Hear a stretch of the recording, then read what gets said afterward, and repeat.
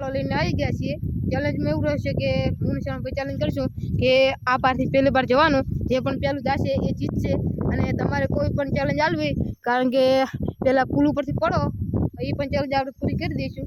તમારી ફરમાઈશી આપણે પૂરી કરવાની રહેશે। રેડી? ચેલેન્જ ચાલુ કરીએ। હેલો ગાઈસ, તમે કોમેન્ટ કરજો પહેલી કે હું જીતીશ કે શરણભાઈ જીતશે। એટલે આપણે ચેલેન્જ શરૂઆત થઈ જશે। 1 2 3 ગણીને આપણે 1 2 3